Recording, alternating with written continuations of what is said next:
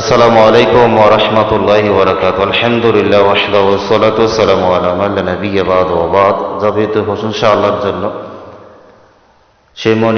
যে মনিব আমাদেরকে আল্লাহর একটা দ্বীনি প্রতিষ্ঠানে শুরু হচ্ছে ওখানে আমাদেরকে কিছু সময় এখানে আল্লাহ সুবহানাহু ওয়া তাআলা কাটানোর তৌফিক আমাদেরকে দিয়েছেন, আসার সুযোগ করে দিয়েছেন। এই জন্য আমরা বলি আলহামদুলিল্লাহ। দরুদ ও সালাম বর্ষিত হোক বিশ্বনবী মুহাম্মদ সাল্লাল্লাহু আলাইহি ওয়াসাল্লামের উপর। আল্লাহুম্মা সাল্লি আলাইহি আল্লাহুম্মা বারিক আলাইহি। সম্মানিত ভাই ও বন্ধুগণ, দেশ ও বিদেশে যে যেখান থেকে এই ভিডিওটা দেখবেন, আপনাদের প্রতি একটা মেসেজ দিতে চাই। সেটা হলো, সালাফি মাদ্রাসা একটি গুরুত্বপূর্ণ মাদ্রাসা। এই বাংলাদেশে অসংখ্য মাদ্রাসা আছে, চলতেছে, কিন্তু অনেক মাদ্রাসাগুলোতে যে কোরআন ও সহিহ হাদিস মোতাবেক পরিচালিত হচ্ছে না। শুধু কোরআনটাই ভালোভাবে পড়ানো হচ্ছে, বাকি আল্লাহর দ্বীন সম্পর্কে বা আল্লাহর সম্পর্কে, তার রাসূল সাল্লাল্লাহু আলাইহি ওয়াসাল্লাম সম্পর্কে সঠিক আকীদা দেওয়া হচ্ছে না। আলহামদুলিল্লাহ সালাফি মাদ্রাসাগুলোতে সেই কাজ করে যাচ্ছে। কোরআনের শিক্ষার পাশাপাশি আকীদা সংস্করণ, সুন্নাতের আপনার পাবন্দীকরণ, এরপরে তাওহীদ সুন্নার দিকে আপনার মানুষ ঝুঁকে যাওয়া, আপনার বাচ্চাদেরকে নিয়ে যাওয়া বা ওই দিকে অগ্রসর করা, এটা একমাত্র সালাফি মাদ্রাসাগুলোতে হয়। আলহামদুলিল্লাহ একটা মাদ্রাসা হচ্ছে। আপনারা যে যেখান থেকে দেখছেন, যদি পারেন, আমরা তো আমাদের মা বাবার জন্য, ভাই বোনের জন্য আমরা ওই যে 40 7 দিন এগুলো নিয়ে আমরা ব্যস্ত থাকি, লক্ষ লক্ষ টাকা আমরা খরচ করে ফেলি। আমরা কখনো চিন্তা করি না, একটু চিন্তা করে করতাম, যদি নিরেলে যদি 1 মিনিট যদি চিন্তা করতাম যে আমি যে লক্ষ টাকা খরচ করতেছি আমার মা বাবার জন্য, আসলে কি আমার মা বাবা কবরে পাবে কিনা, এতটুকু আমরা চিন্তা করি না।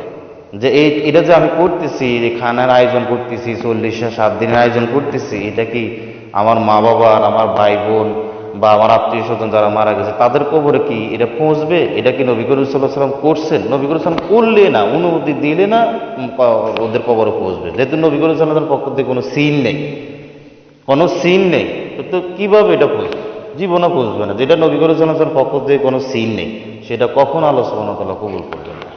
অতএব যে লক্ষ টাকা আপনি খরচ করতেছেন আপনার পিতামাতা ভাই বোনের জন্য, এই লক্ষ টাকার একটা অংশ যদি আপনি মাদ্রাসা দিতেন, আপনি আপনার পিতামাতার জন্য অনেক কিছু করে ফেলতেন বা অনেক কিছু করছেন, এটাই আপনার দেখা যাবে।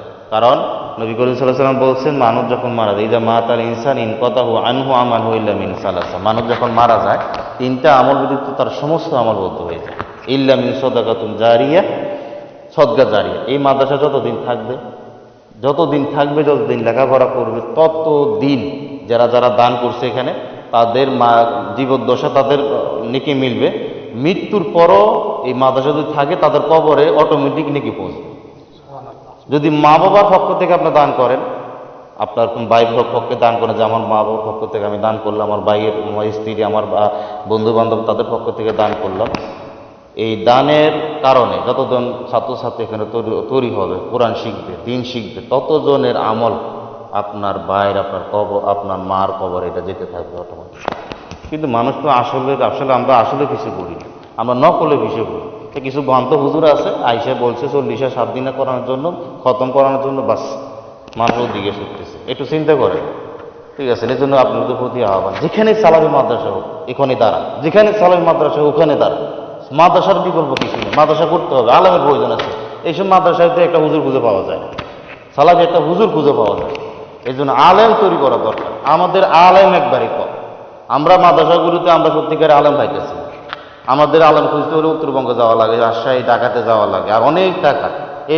এত টাকা দিয়ে আসলে আমরা মাদ্রাসা চালানোর কোনো আপনার ক্ষমতা আমাদের গ্রাম অঞ্চলে আসলে নেই। এই জন্য প্রতি গ্রামে যদি আলেম থাকে, প্রতি গ্রামে যদি অন্তত ন্যূনতম প্রাথমিক জ্ঞান শিক্ষা করা আলেম থাকে, সেই আলেম দিয়ে মাদ্রাসাগুলো চলা যেতে পারে। এজন্য আলেম তৈরি করার কারখানা হলো মাদ্রাসা।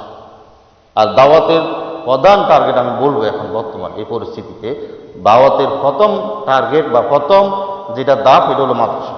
মাদ্রাসার মাধ্যমে দাওয়াতি কাজের প্রথম ধাপ আপনার চলে আসে। এই জন্য আপনাদের প্রতি আহ্বান, যে যেখানে আছেন এই বাঙ্গারডায়, এটা কি গ্রাম? দারাচোরা। এই আত-তাওহীদ মাদ্রাসার নাম এটা, আত-তাওহীদ মাদ্রাসা এটা। আপনারা আশেপাশে যারাই আছেন, এই দারাচো বা যেই যেখান থেকে প্রবাসী আছেন, আপনারা যদি পারেন এখানে শরিক হবেন। নাম্বার দেওয়া হবে, ঠিকানা দেওয়া হবে, আপনারা এই নাম্বার ঠিকানাতে বিকাশে বা ব্যাংকের মাধ্যমে আপনারা যোগাযোগ করতে পারবেন। আল্লাহ সুবহানাহু ওয়া তাআলা আমাদেরকে হক